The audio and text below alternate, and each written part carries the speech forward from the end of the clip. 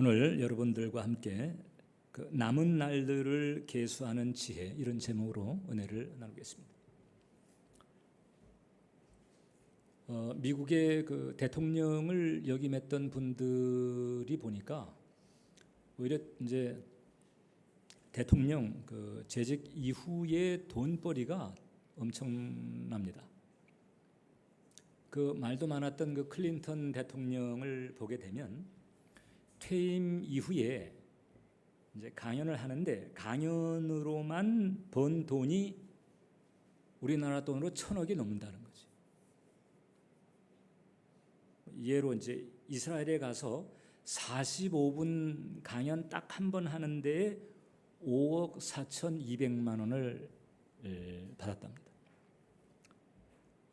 영국의 그 토니 블레어라고 하는 전 총리도 보면 1회 강연에 한 5억 정도 받고, 그 외에 뭐 조지 부시도 마찬가지고, 지금 이제 오바마도 사실 좀 이제 그 고액 강연료 때문에 이제 입방아에 올랐다는 거잖아요. 왜 사람들이 이렇게 비싼 강연료를 지불하면서 들으려고 할까? 그 현직이 있었을 때 말할 수 없었던, 밝히지 않았던 그런 비밀이나 고뇌, 이제 이런 부분들을 이제 듣고 싶어하는. 그래도 세계 최강대국의 지도자의 자리에 올랐다는 것은 아무나 할 수 없는 일이잖아요, 사실. 이제 그런 과정에서 그 위기를 어떻게 헤쳐나갔나, 이제 한 수 배우려고 하는 이제 그런 마음인 거죠. 제가 이제 그런 내용들을 이렇게 접하면서 생각을 해봤습니다. 만약에 모세가 지금 나타나서 강연을 한다면 얼마 정도의 강연료를 받을까?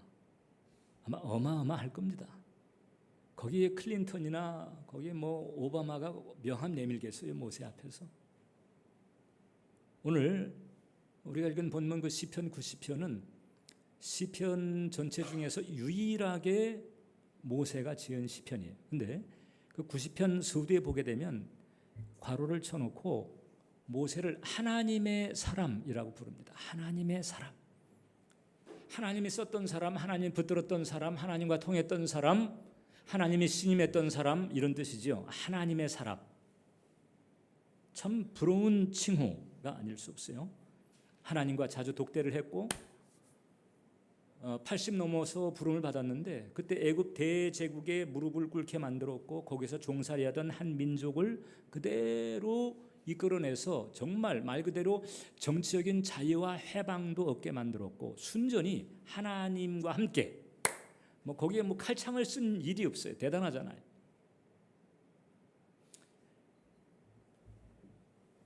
대단한 리더였습니다. 자, 그 하나님의 사람이 오늘 우리에게 또 혹은 나에게 귀중한 교훈을 던져준다면 얼마나 큰 축복이겠는가. 바로 시편 90편이 그 대단한 그 하나님의 사람의 교훈을 담고 있는데, 그 가운데서 이제 좀 눈여겨 보이는 곳이 있다고 하는 거죠. 우리에게 우리의 날 계수함을 가르치사 지혜로운 마음을 얻게 하소서. 모세가 우리로 하여금 이렇게 살기를 원하는 거죠. 인생의 날을 계수하라. 이제까지 얼마만큼 살아왔는지, 앞으로 얼마만큼 남았는지, 이제 뭐 상식적으로 인생의 날을 계수한다는 것은 그렇게 생각해 볼 수 있는데, 단지 달력을 넘기면서 그렇게 날짜를 세라는 뜻으로 하지는 않았을 거란 말이죠. 그럼 무슨 뜻일까? 왜 그럼 날을 세야 될까? 두 가지가 있습니다. 일단 우리 인생이 짧기 때문이고, 또 하나는 그럼에도 불구하고 이 짧은 인생길에서 우리에게 해야 할 일이 있기 때문에, 좀 더 정확하게 말하면 우리에게 해야 할 임무가 주어져 있다. 어느 누구든 다 그렇다는 거죠. 그래서 그것이 무엇인가를 깨닫기 위해서는 지혜로운 마음이 필요하다. 단지 달력의 날짜를 세라는 얘기가 아닙니다. 내가 무엇 때문에 존재하고 내가 무엇을 해야 하는가를 알고 살자 하는 거죠. 그러기 위해서 우리가 이제 몇 가지 해야 합니다. 첫 번째가 바로 뭔가 아니 정체성을 발견하는 일이 필요하다. 정체성, 아이덴티티, 내가 누구냐 하는 거죠. 내가 누구냐, 이것을 발견하는 게 필요해요. 이것을 아는 게 왜 중요한 거 아니? 이것을 알아야 그 다음에 뭘 해야 하는가, 여기에 연결이 되고, 그 다음에 그것은 또 내 인생의 행복감, 만족감과 연결이 되기 때문에 중요합니다. 내가 누구인가, 이 정체성을 언급할 때에 아마 인류 역사 이래 가장 많이 사람들의 입에 오르내렸던 문장 하나가 있습니다. 너 자신을 알라. 소크라테스가 한 말로 전해지고 있습니다만, 소크라테스도 이 얘기를 인용한 거예요. 어디에서 인용했는가 하니, 이 그리스는 그 다신교였잖아요. 그래서 각종 그 신들을 섬기는 신저들이 많았는데, 특히 이제 여러 곳에 신전이 있었지만 우리 옛날식으로 표현하게 되면 그 중에서 용하다고 알려져 있는 신전이 있어요. 델포이라고 하는 곳인데, 그 델포이의 신전에 가면 그 신전 기둥에 딱 하니 이제 이 문장이 적혀져 있다는 거죠. 너 자신을 알라. 소크라테스가 바로 이 델포이 그 신전의 기둥에 적혀 있었던 그 문을 인용을 한 거지. 너 자신을 알라라고 하는 이 얘기가 어떻게 그 신전의 기둥에 신을 만나는 곳이죠. 쉽게 말하면 물론 이제 우상이며 영적으로 볼 때에는 우리가 분명히 분별을 해야 되겠지만은 어떻든 신전이란 말입니다.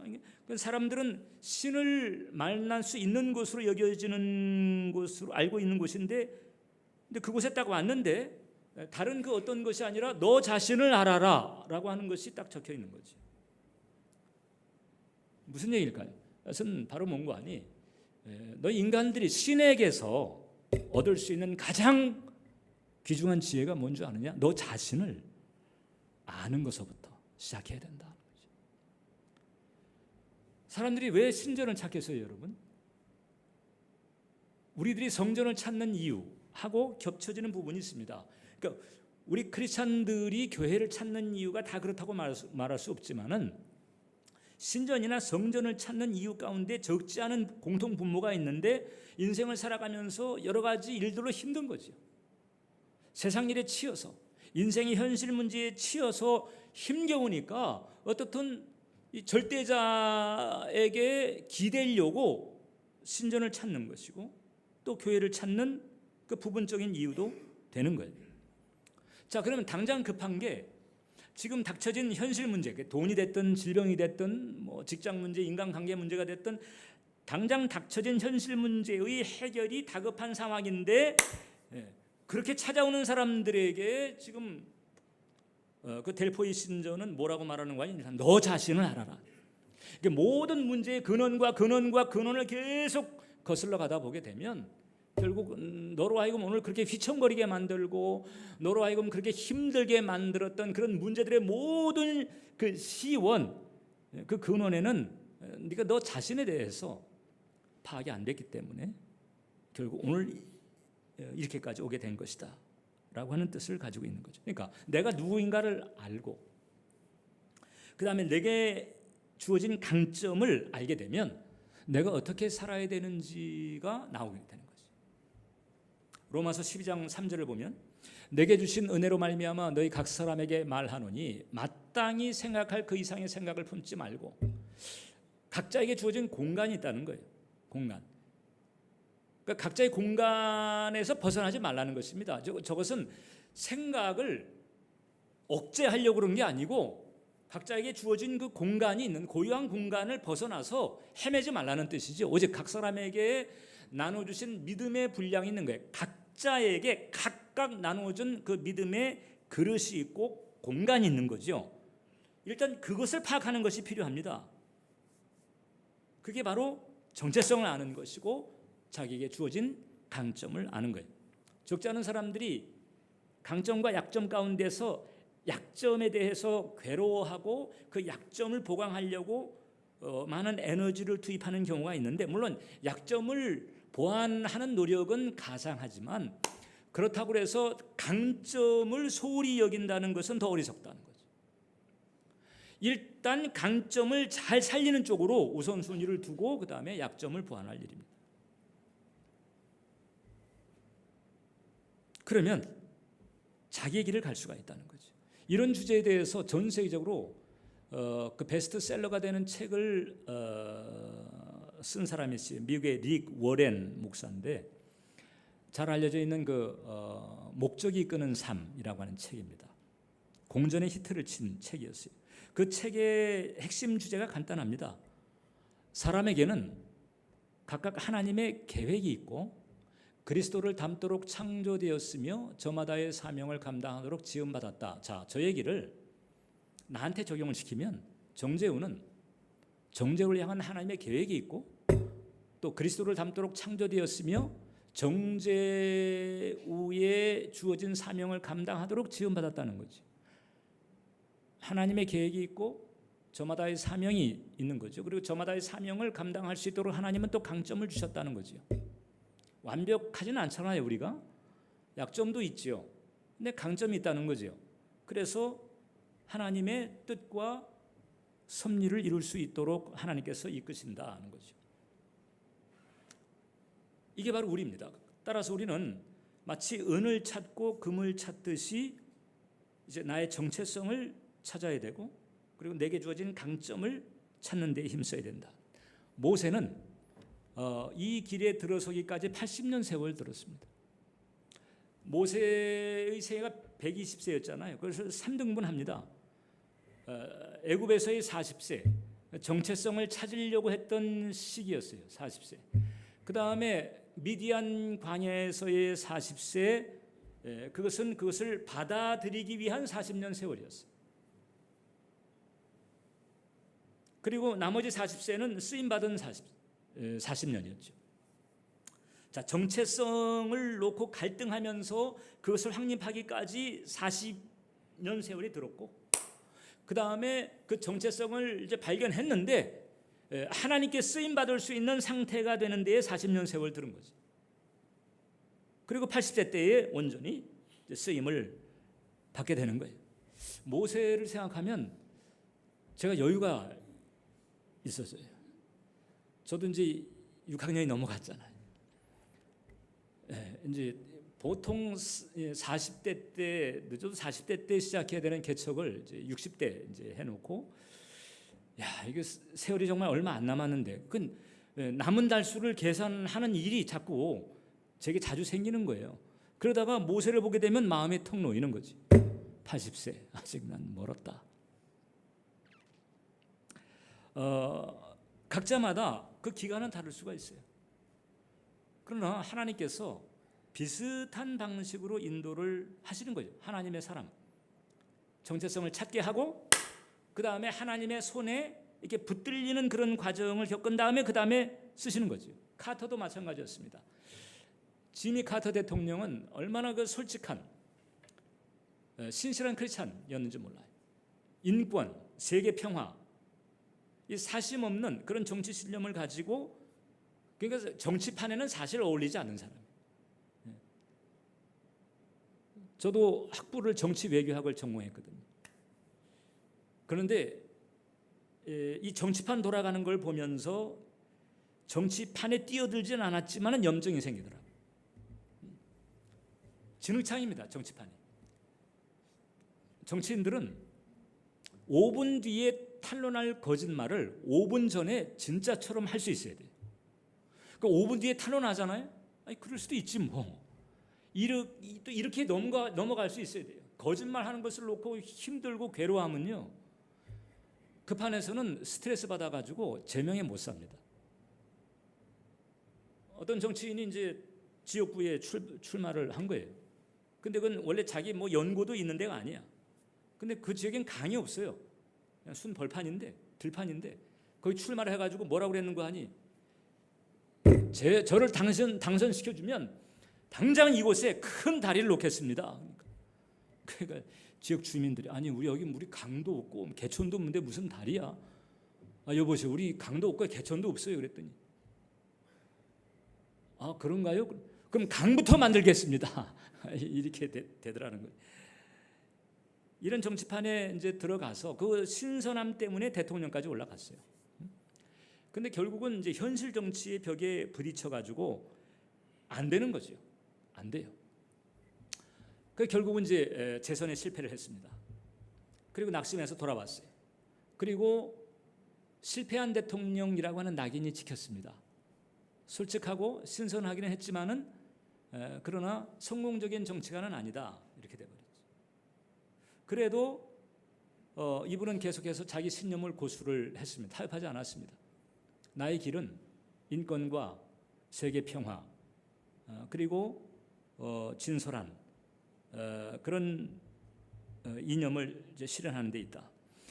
그런데 나중에 이 국제적인 분쟁이 생겼을 때 나라와 나라 간, 그다음에 국가 간 지도자와 지도자 사이에 트러블이 생겼을 때 누군가가 좀 중간에 끼어들어서 말려줘야 되는 상황이 생길 때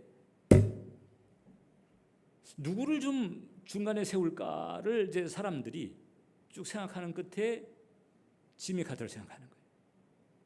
지미 카터라면 꼼수 부리지 않고 앞뒤가 다르게 하지 않고 있는 그대로 진솔하게 그렇게 중재를 할 수 있는 사람이다.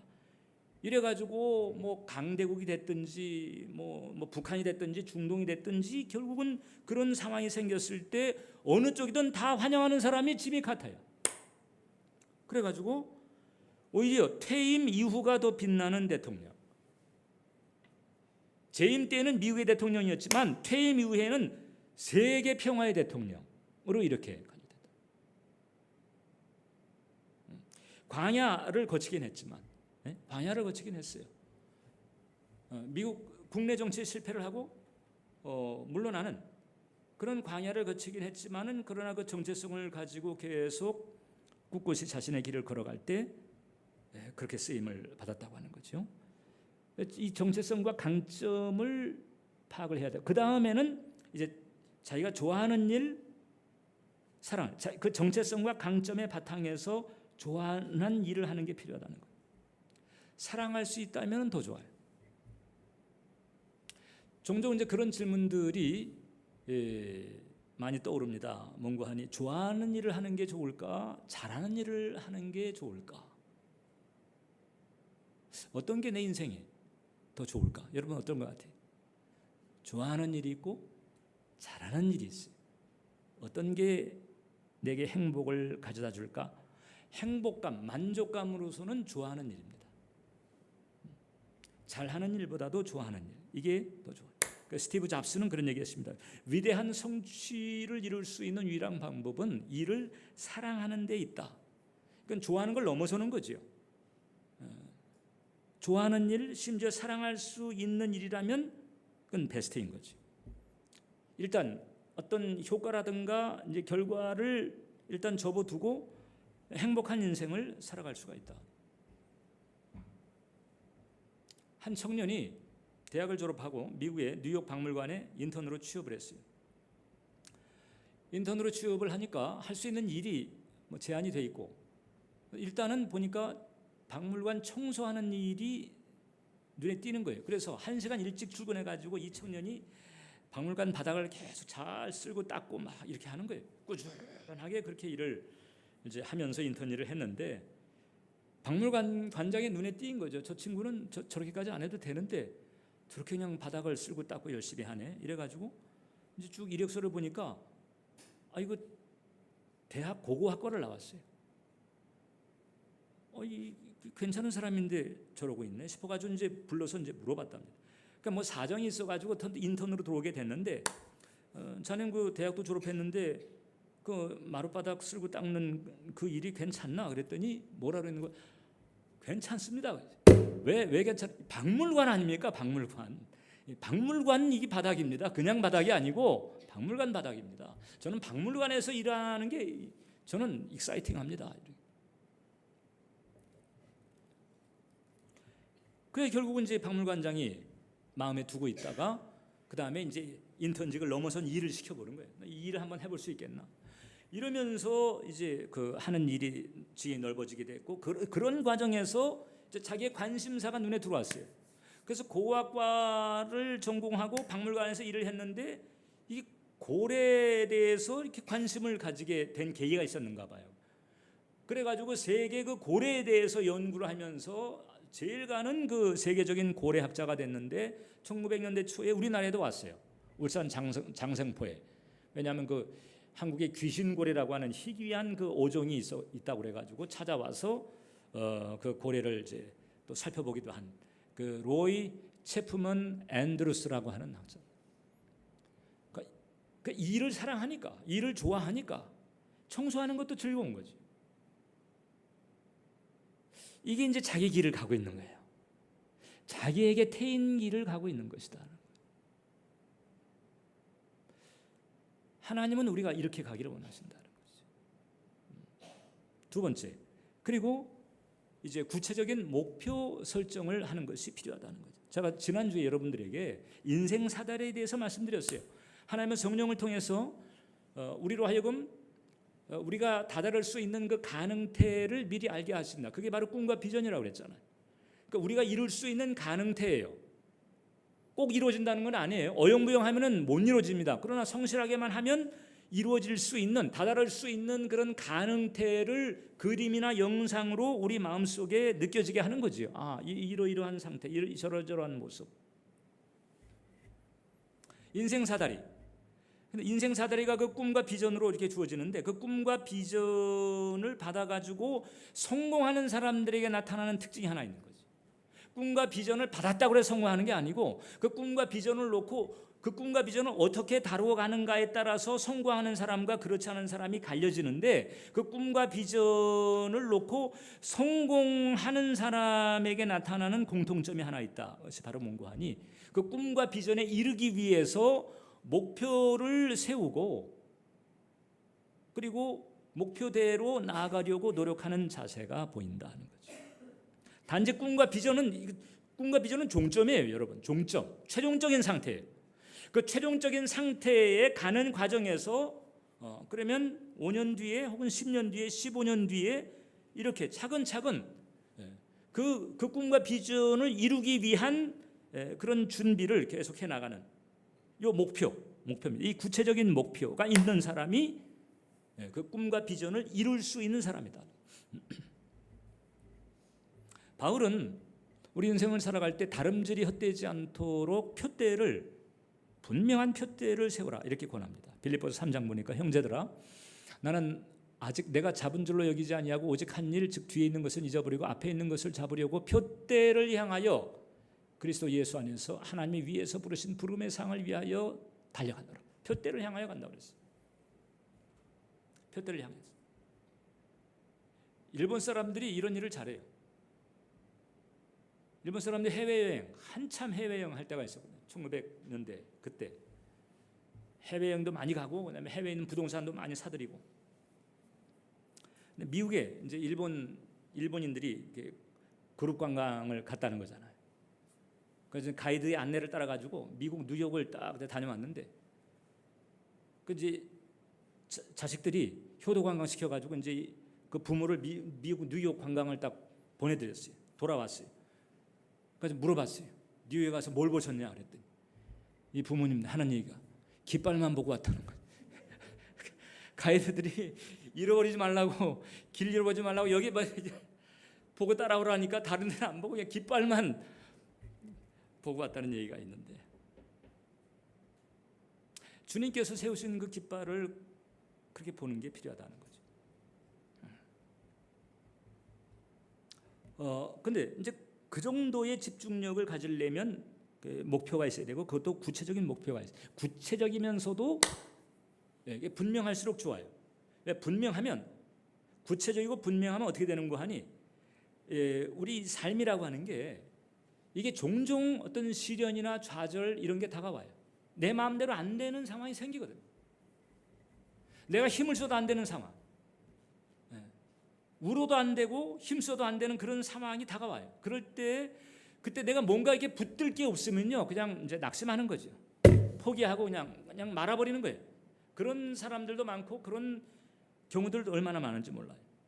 근데 이렇게 꿈과 비전이라고 하는 사다리가 있고 그다음에 그 사다리를 비를 타고 오르는 그런 과정에서 구체적이고 선명한 목표가 있잖아요. 그러면 이런 눈앞의 실패에 좌절하지 않죠. 잠시 흔들려도 다시 정신을 차리고 이거 내가 좀 가야 돼. 난 지금 5년 뒤에 혹은 10년 뒤에 내가 이것을 해내야 돼. 이러면서 다시 일어서게 되는 거죠.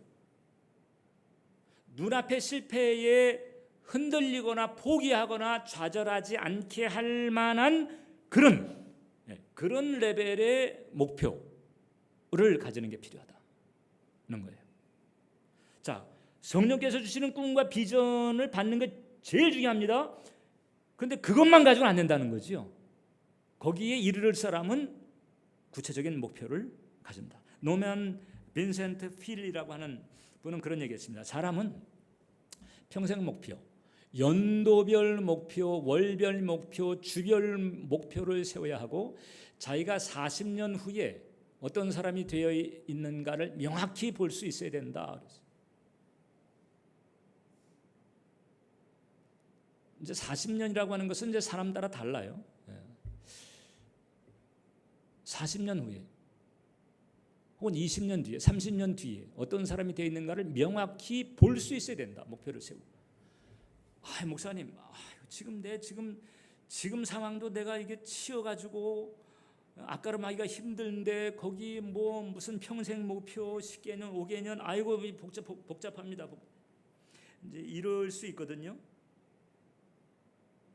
그럼 이제 도리가 없어요. 그냥 주어지는 대로 그냥 이제 죄송합니다만 그냥 부평초처럼 가는 거죠. 주어지는 대로 그냥 닥쳐지는 대로 사는 거죠.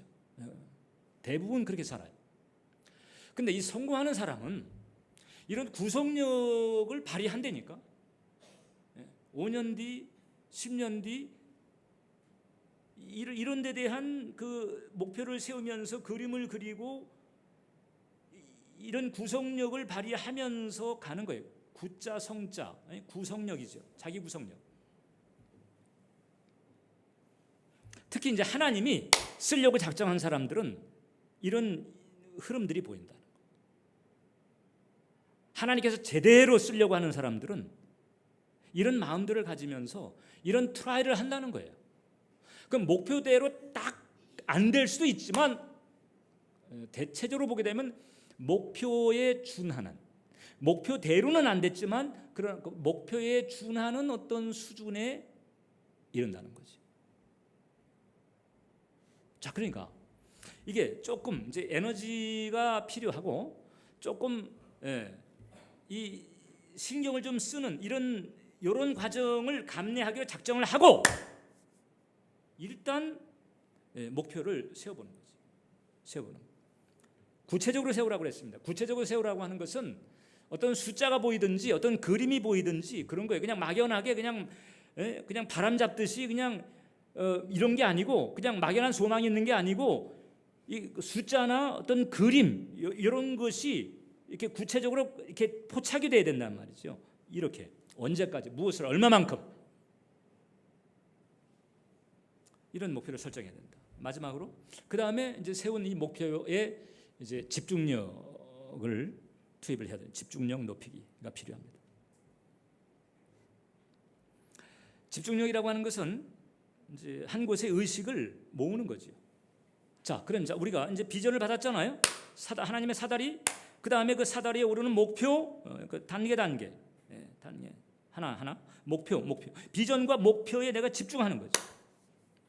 이 집중력이라고 하는 것을 마음의 근육이라고 합니다. 심리학자들은 마음의 근육. 그러니까 집중력이 약하면 근육이 없어요. 근육이 없으면 어떻게 돼요? 비실비실하죠. 병약해지죠. 넘어지면 부러지고 이게 근육이 없으면 이렇게 돼버려요. 정상적인 삶이 안 되는 거지. 근육이 약하면. 마찬가지로 우리가 정서적으로 마찬가지입니다. 이 집중력이 약하게 되면 결국 이 좋은 인생을 이뤄나가기는 어렵다는 거죠. 그 만유인력을 발견했던 그 뉴턴이라고 하는 과학자, 그냥만은 그 과학 말고는 다른 것은 모두 젬병이라는 거죠. 할 수 있는 게 없어요. 자기가 연구하는 주제에만 집중하는데 그 이외의 것은 아무것도 못해. 그래가지고 계란을 끓여 먹겠다고 물을 끓였는데 자기 시계를 집어넣어 가지고 시계를 끓이거나, 자기 결혼식 날인데 연구실에서 자기 연구에 빠져 가지고 신랑이 안 나타나. 자기가 신랑인데. 이 정도. 결국 그 집중력이 그를 대학자로 세우는 거거든요. 이런 부분들이 있어야 된다는 거죠. 이런 부분. 실패한 인생들, 꼭 실패했다고는 말할 수 없지만 그러나 아무튼 성공했다고는 말할 수 없는 그와 같은 인생들을 보게 되면 대부분 이제 이 집중력에 문제가 있어요. 집중이 잘 안 된 그런 삶을 살아온 거죠. 집중이 왜 안 될까? 집중이 안 되는 이유가 여러 가지가 있는데 그 중에서 이제 우선적인 것만 좀 둘만 얘기하자면, 하나가 일단 의지의 문제가 있어요. 집중하려고 마음을 안 먹어. 집중하려고 마음을 안 먹어요. 산만하죠. 흐트러진 상태로 산만합니다. 그러니까 뭐가 잘 안 되죠. 김태희 그 배우 있잖아요. 서울대 출신인데, 서울대 의류학과인가, 서울대 출신인데 그 서울대 때 과외를 했다는 거예요. 서울대생 김태희에게 과외를 받은 고등학생이 있었던 거죠. 그 기자가 그걸 알게 돼가지고, 야, 김태희한테 과외를 받았어? 그래가지고 이제 인터뷰를 했던 모양이에요. 김태희 씨한테 과외 받을 때 어땠어요? 그랬더니, 저는요, 김태희 씨 김태희 씨가 올 때가 되면 머리 빗고 목욕하고 향수 뿌리고 막 난리였습니다. 김태희 씨한테 과외 받은 효과는 어땠습니까? 재수했어요. 지방대, 재수해서 지방대 갔다는 거예요. 왜 그랬겠어요? 아니, 공부에 집중을 해야 되는데 선생한테 집중하고 있으니까. 집중해야 될 때 집중 안 하고 있어. 산만해. 마음이 그냥 흐트러진 거죠. 산만해. 엉뚱한 데 마음을 팔았어요. 근데 정말로 이 비전과 목표를 다듬어서 거기에 이제 집중을 하잖아요. 그러면 집중하면 그 집중하는 그 일이 기회를 준다는 거죠. 이 비슷한 얘기를 한 사람이 있어요. 영국의 로렌스 올리비에라고 하는 배우가 있는데 그분이 그런 얘기했습니다. 진심으로 일을 사랑하면, 자, 이 일을 사랑하는 상태가 집중하는 상태가 되잖아요. 내가 누군가와 이렇게 사랑하는 사이에서 같이 있다 하게 되면 집중을 안 할 수가 없잖아요. 진심으로 일을 사랑하면 기회를 준다. 그 일이 기회를 준다. 로렌스 올리비에는 그 고등학교 때 그냥 이제 연기에 관심을 가지고 있을 때 뭐 아마 극단에 있었겠죠. 이제 그런데 그 극단에서 아마 이제 극을 공연을 했는데 그 마라톤 병사가 승리의 소식을 헉헉거리면서 42km를 뛰어가지고 와서 승리의 소식을 전하는 대목이 있었는가 봐요. 근데 그 병사 역할을 맡은 사람이 이게 몸이 아파가지고 그걸 못하게 되니까 그때 이제 그 고등학생이었는가, 아무튼 이 로렌스 올리비에에게 그 역이 떨어진 거죠. 아파서 못 나오니까 네가 좀 해야 되겠다. 네가 그냥 그 42.195km잖아요. 그 거리를 뛰어온 병사처럼 헉헉대면서 승리의 소식을 전하는 요 장면이야. 네가 잘 해야 된다. 그러니까 알겠습니다. 그래놓고는 아직까지 자기가 나타날 시간이 훨씬 많이 남았는데도 이 로렌스는 어떻게 했는 거 아니? 그 무대 뒤에 들어가 가지고 계속 이제 부탁을 하는 거죠. 내가 나갈 때가 되면 나한테 꼭 알려주세요. 저 뒤에 있겠습니다. 무대 뒤에 있겠습니다. 무대 뒤에서 지금 제가 연습하고 있겠습니다. 꼭 나한테 알려주세요. 오케이. 그러고 난 다음에 뒤에 가가지고 아직 시간이 많이 남았는데 계속 뛰는 거야. 네. 그 건물 뒤에서 계속 그냥 뺑뺑뺑뺑 돌면서 뛰는 거지. 왜 뛰겠어요?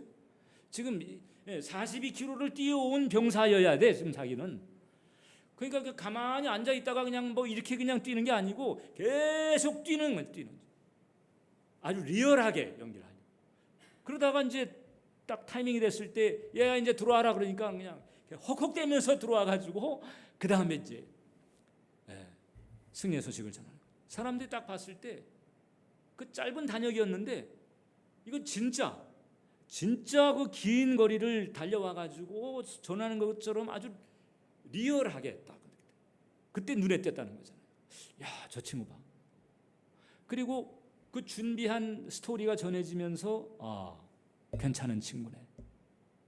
이래가지고 그 사람들의 뇌리에 인식이 되면서 이제 차원이 달라지게 됐다는 거죠. 진심으로 이를 사랑하면 기회를 준다. 집중하는. 자, 그 다음에 또 집중을 하려고 했는데 잘 안 돼. 계속해서 안 되는 경우가 있어요. 그러면 그럴 때는 두 번째인데 일을 잘못 선택한 거죠. 집중이 있고 몰입이 있습니다. 집중과 몰입은 달라요. 어떤 점에서 다르냐? 집중이라고 하는 것은 내 의지가 중점이에요. 내가 애를 쓰고 내가 노력하는 거죠. 근데 몰입이라고 하는 것은요, 이 집중하는 사람의 의지도 없는 것은 아니지만 일단 일 자체가 매력적인 거예요. 그 사람에게 내가 이 일이 좋은 거야. 일 자체가 주는 매력 때문에 자꾸 거기에 끌려가지고 거기에 그냥 파고 들어가는 거죠. 그러니까 집중은 사람의 의지가 더 많은 건, 몰입이라고 하는 것은 그 일 자체가 주는 매력. 우리가 연애할 때 그러잖아요. 연애할 때 청춘남에 서로에게 빠져들잖아요. 그 빠져드는 것은 자기의 의지만이 아니잖아요. 자기의 의지만 있을 때는 그걸 짝사랑이라고 그러지만 서로 사랑할 때는 서로가 서로에게 이게 매력적인 상대고 끌리는 게 있으니까는 빠져들어간단 말이죠. 그게 몰입이란 말이에요. 그러니까 우리가 일을 사랑할 정도, 일을 좋아할 정도가 되면 그 일이 가지고 있는 매력이 작용을 해야 된다는 부분도 있어요. 그러니까 이렇게 매력적이지 않은, 흥미롭지 않은 그런 일을 택했을 때는 이렇게 집중이 잘 안 돼요. 물론 이게 목구멍이 포도청이라 또 먹여 살려야 되고 이래서 일을 하는 그런 경우가 또 얼마든지 많이 있을 수 있잖아요. 거기에 이제 기쁨이나 행복은 없는 거지. 그리고 그 일이 주는 기회도 잡기가 쉽지가 않아요. 그래서 그럴 때에는 정체성과 내가 감당해야 될 일이 무엇인가 사명을 다시 점검하는 게 필요하다라고 하는 거예요. 그런 올바로 이 정체성과 그 사명, 이것을 잘 분별해서 거기에 집중을 하게 되면 그 일이 기회를 자꾸 주는 거예요. 그 보령제약 같은 경우가 마찬가지로 그런데 이 보령제약이 원래 약국이었어요. 약국이었는데 그 1957년에 제가 태어난 해인데 1957년에 보령약국이 세워졌는데 그러다가 이제 약국이 잘 되다 보니까 나중에 이제 보령제약이 됐습니다. 근데 보령제약이 돼가지고 보령제약으로 히트한 약품들이 있어요. 잘 아실 거예요. 윤곽산, 그 다음에 겔포스, 그 다음에 구심 이런 약들이 연이어 이제 이 베스트셀러들이 이렇게 출시가 됐는데 그 이제 성공한 창업주에 대해서 이제 인터뷰를 했을 때 기자가 어떻게 그렇게 히트 제품들을 만들 수가 있었습니까? 이 집중하면 다 보인다는 거지. 집중하면. 그 이제 보령제약을 채우고 난 다음에 그때 1960년대 우리 한국 사회가 이 제조업이라든지 중화고급 육성으로 해가지고 막 산업화 때 이게 안 좋은 공기들이 많이 있게 되니까 틀림없이 이 기관지 쪽에 질환이 많이 생길 거다 이런 생각이 들어가지고 용각산을 만들었어요. 용각산이 히트친 거예요. 그 다음에 겔포스는 또 왜 히트를 쳤느냐?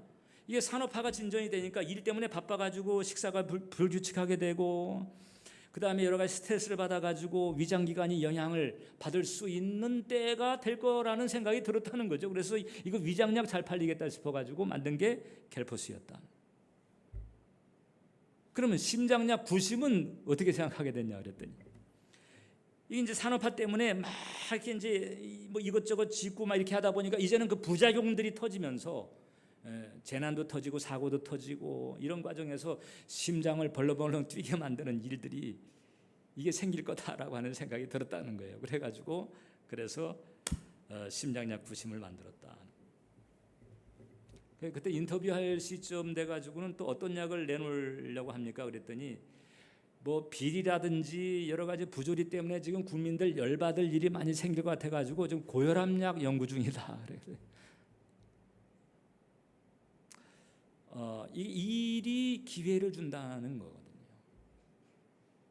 하나님은 우리가 이런 길을 가기를 원하신다는 거죠. 꿈과 비전이라고 하는 사다리를 딱 걸쳐놓고 그 다음에 이제 좀 이렇게 올라와 닿오. 올라가는 길이 바로 문고하니 이게 정체성이고 강점, 목표, 집중 이게 계단인 거죠. 이게 안 되면은 저 꼭대기는 지금 보고 있는데 중간에 계단이 없는 거예요. 중간에 계단이 없어, 다리가 없어요. 근데 정체성과 강점과 그리고 목표와 집중 이게 있으면 이제 올라갈 수 있는 이 계단이 있는 것과 같은 거죠. 목사님, 제가 지금 나이 얘기하지 말자고 우리. 모세는 80세라고 그랬잖아요. 그럼 여러분들 나이가 여러분들 들고 또 몸이 좀 나이가 들으면 아무래도 몸이 약해질 수 있잖아요. 이거 가지고 뭘 하나? 그럼 여러분들이 그 상황에서 어떻든 뭐 할 수 있는 게 있단 말이죠. 만약에 여러분들 이제까지 지금 품어온 꿈과 비전이 있고 지금 내가 지금 이 꿈과 비전을 위해서 내가 지금 목표의 과정을 내가 걷고 있어요. 오케이, 그 참 복된 거죠. 감사한 일입니다. 근데 그렇지 않다고 한다면 지금부터라도 지금 제가 제 나이, 지금 제 상태, 뭐 이 신체 상태, 재정 상태 이런 걸 다 감안해 가지고 지금부터라도 주님 부르시는 그날까지 내가 할 수 있는 게 어떤 게 있겠습니까? 차근차근. 사회생활이라든지 가정생활 다 이루셨다면 이제 교회를 통해서라도 교회에서 정 목사와 함께 은정교회에서 내가 뭘 할 수 있는 게 뭐가 있겠습니까? 지금부터라도 여러분들이 얼마든지 그런 부분들을 챙겨나갈 수가 있다는 거지. 폴 마이어라고 하는 사람이 그런 얘기했습니다. 바켓에 물이 담겨 있는데 이 바켓에 들어있는 그 물을 없애는 길이 두 가지가 있다는 거죠. 하나는 발로 뻥 차가지고 한 번에 뒤엎어버리는 게 있고 또 하나는 구멍을 폭 내면 솔솔솔솔 그 물이 다 나온다는 거지. 한 번에 쉽게 말하면 갑작스런 어떤 사건이나 혹은 사고 혹은 내가 저지른 실수 때문에 확 인생이 뒤엎어버리는 것 같은 그런 일 때문에 어려움을 겪는 경우도 있지만 그냥 뭐 큰 사고나 사건 재앙을 겪은 것은 아니지만 꿈과 비전 꿈도 없고 정체성도 없고 목표도 없고 그 따라서 집중하는 것도 없고 그냥 그렁저렁 이렇게 살아간다. 그렇게 하게 되면 이제 구멍이 뻥 난 밖에서 갔다는 거죠. 솔솔솔 매 한 가지 아무것도 없는 것은 똑같은 상태가 됩니다.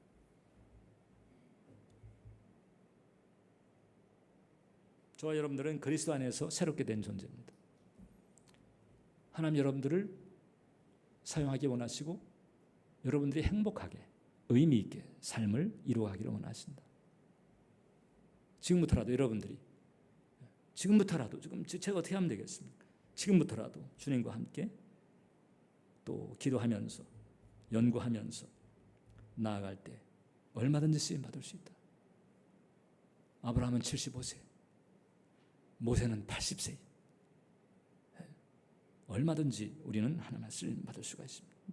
늙은이에게는 꿈을 주시고 젊은이에게는 이상을 주시고 그리고 지혜로운 마음, 지혜죠. 지혜.